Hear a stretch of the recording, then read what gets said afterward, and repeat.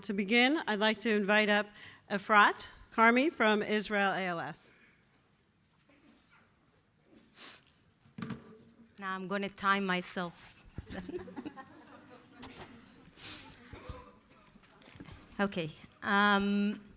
For those of you who have been attending those meetings for several years, that subject might sound familiar because it's actually the third time I'm talking about it. But so why talk about it again? Because the first time was several years ago when it was a dream, it was a fantasy, it was something I dreamt about and didn't know how to make it happen. The second time I presented it, it was a line in my presentation of future program and things to do. And this time it's actually a whole program, a very successful one, and one that I'm very proud of. So I think it has this place to get a full presentation this time. So just a few words about the demography of Israel so you understand where we come from.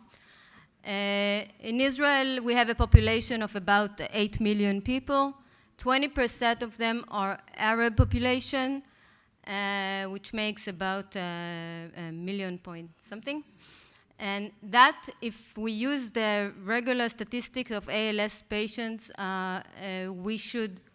we are supposed to have anything between 80 to 100 ALS Arab patients in Israel. When we started this project 4 years ago, I looked at our numbers and realized that although in our population we have 20% Arab people, in our registry we have only 3% Arab patients, and we had about 20 of them. So we had 20, we knew 20, we know that there are supposed to be 100, so where are they? So where are the rest? So we had two ways to look at it. So I said, either we're going to look for them and we'll find that there aren't any more Arab patients, and that's a huge statement to the research community. We have a group of people with a different genetic that may protect it from ALS. Or we will find them and they are out there, but we just, as an organization, we don't know them. And when I started talking about that, I got the question of, why do you need them?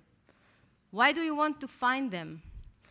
And I want to find them because after working and developing care services for 10 years for the Jewish community, I have a strong belief, and I know for certain that patients in Israel that are having a relationship with our organization have a better quality of life.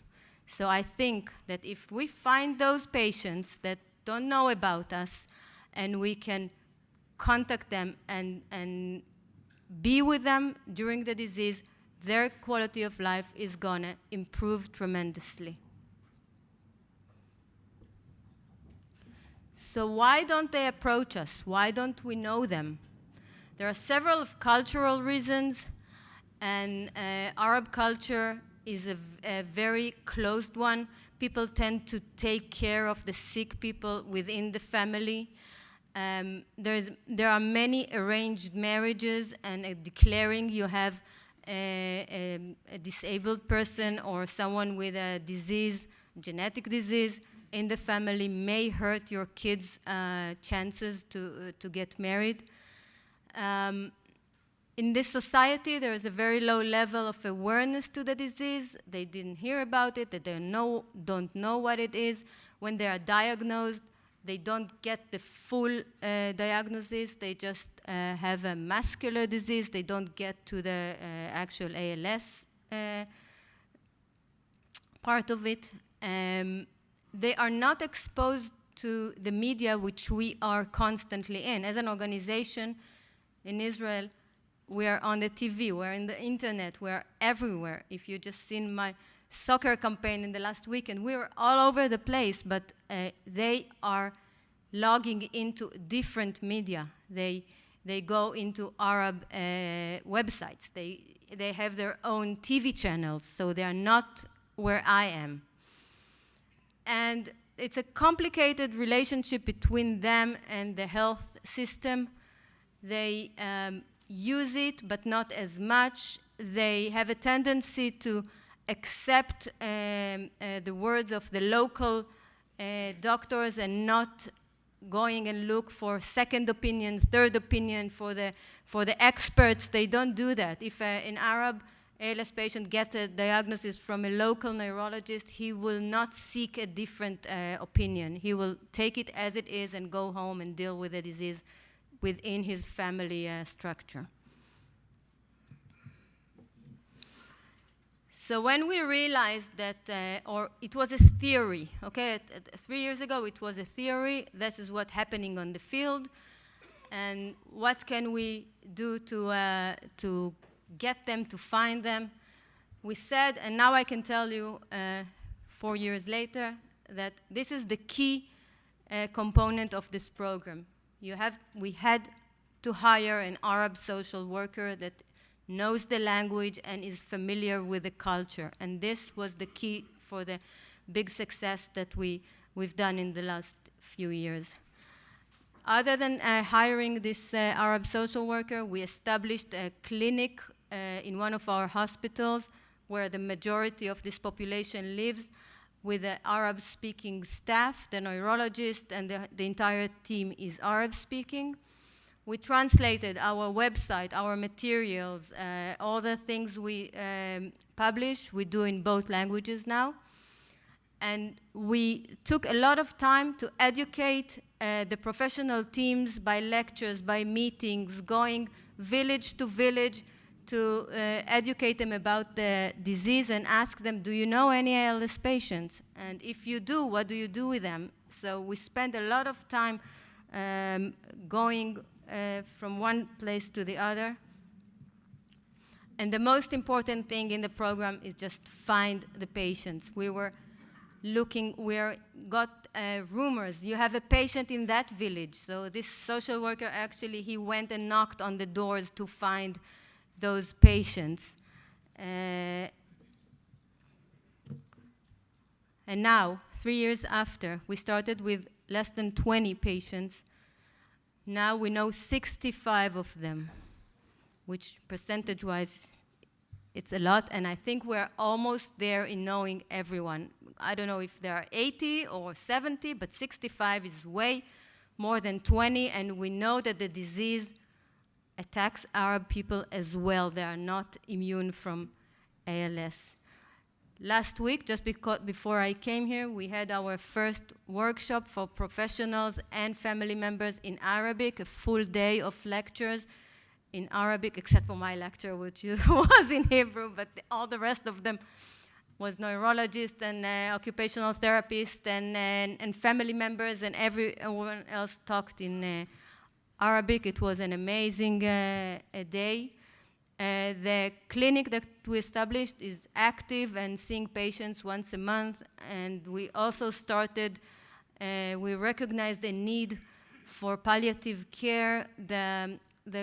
Unfortunately, the quality of life that we found among those patients was very, very low, and we hired a palliative care specialist that we pay for him to do home visits and improve the quality of life of those patients. And I'm sure, and I'm definite that those 65 Arab ALS patients has significantly improved their quality of life due to this project. And I'm very, very proud of it. And I think that each one of you in each country can take this home with you. All of you have groups of minorities that have different culture than the majority of the country you live in, and they speak different language, and they find it as a barrier to get your services. And if you take the time and offer them services that adjust to their culture and language, you'll see that you get a huge response in your country, I think. So we made a video about this project. I would like to show it if you can.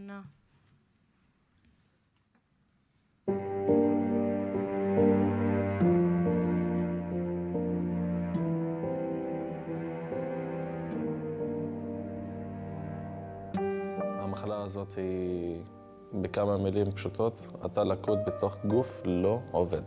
הוא לא יכול לעשות כלום. לפני זה היה עצמאי לחלוטין. תשמע, הוא ממש גיבור. היה הגיבור של הכפר. בישראל יש כ-600 חולי ALS. במהלך העבודה שלנו הבנו שאנחנו כמעט לא מכירים בעמותה חולי ALS מהמגזר הערבי. לפי הסטטיסטיקה אמורים להיות כ-100 חולים. באותה נקודת זמן, כשהתחלנו את הפרויקט, הכרנו רק כ-20. אז השאלה, איפה השאר ולמה הם לא מגיעים אלינו? אנחנו רואים חולים שרק היום הגיעו להנגשה ולעזרה הטיפולית, ואמרו, איפה היינו עד עכשיו? זה שונה לחלוטין ממה שהיינו. היום הרבה יותר קל לנו, הרבה יותר טוב לנו. לפני כן לא היה לנו מה לעשות, היינו מסתגרים ורק חושבים על הסוף שלנו. המפתח שלנו למצוא אותם היה לקחת עובד סוציאלי בין המגזר הערבי, דובר השפה, אמון על התרבות, שפשוט התחיל לעשות עבודת שטח ולחפש את החולים האלה, וזה לא הגזמה, עבר מכפר לכפר, מדלת לדלת, למצוא אותם. כשהתחלנו להיכנס למשפחות, להסביר לאנשים שהם לא מאבדים את היכולת השכלית שלהם.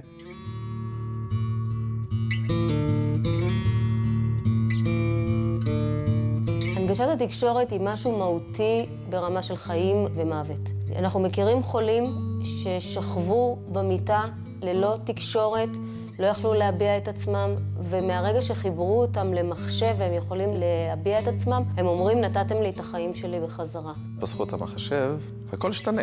עכשיו הוא יכול לדבר איתנו בשיחה מלאה. הוא אומר לנו מה לעשות. תשמע, הוא קיים.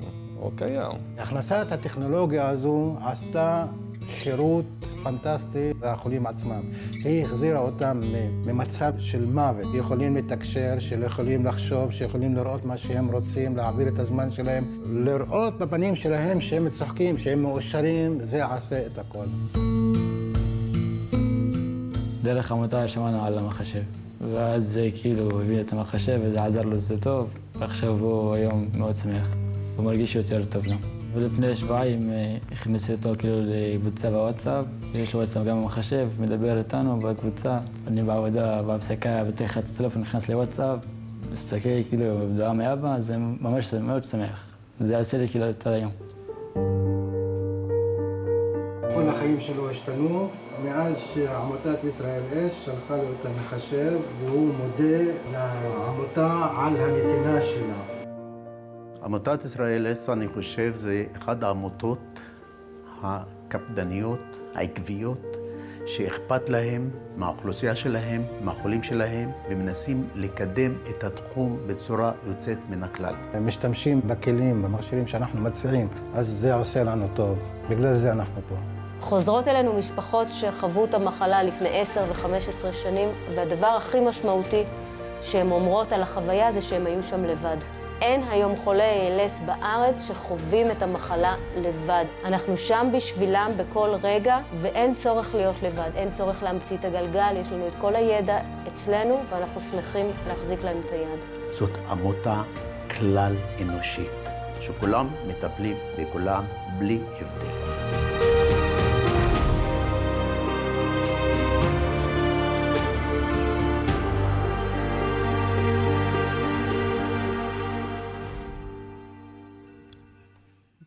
Okay, that's it. Thank you.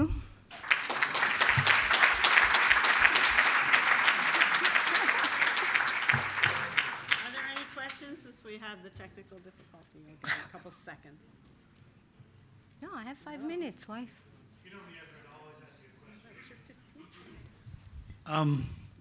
And this is incredible. And watching the last 3 years, I mean, just thank you.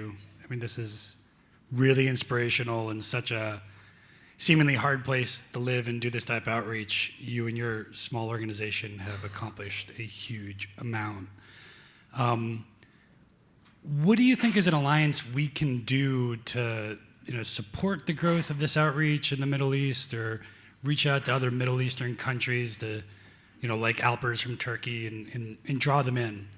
I know you have a lot of experience. We talked about this at the board, so I just thought maybe you could share openly some of those thoughts. I wish I knew the answer. Oh my gosh. It's you.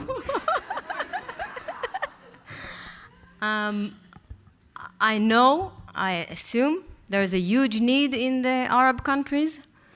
I know that since we are the only Arabic source in Arabic now online, Arab patients from all over use our materials. Unfortunately, due to political reasons, we are not able to go into these countries and help them. So I think if the Alliance takes that as a mission to approach those countries, it can't be me. I can be behind the scenes and help with the materials and all the knowledge we have about this culture. I can't take my Israeli passport and cross the border to those countries. But I'm sure there's a huge need over there, because what we see, and Israel is relatively a developed country comparing to other Arab countries, and I'm sure that we're going to find a very needing population of ALS patients over there.